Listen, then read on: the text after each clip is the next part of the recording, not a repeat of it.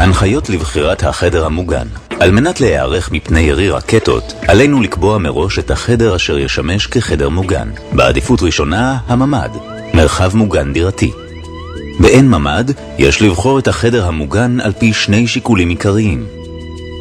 על החדר להיות רחוק ככל הניתן מהכיוון ממנו יש איום בירי רקטות, על החדר להיות בעל מינימום קירות חיצוניים, חלונות ופתחים.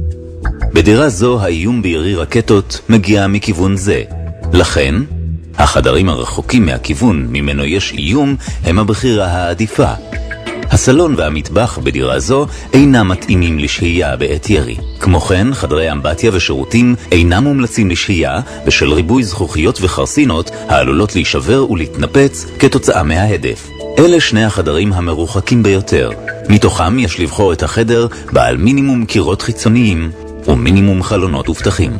החדר הנבחר בדירה זו הוא זה שיספק את ההגנה הטובה ביותר. חדר זה מוגן, מכיוון שהוא מרוחק ומוגן על ידי שני קירות מהכיוון ממנו יש איום בירי, הינו בעל קיר חיצוני אחד בלבד ובעל חלון אחד קטן יחסית. אם אין חדר כזה, ניתן לקבוע את חדר המדרגות כחדר מוגן.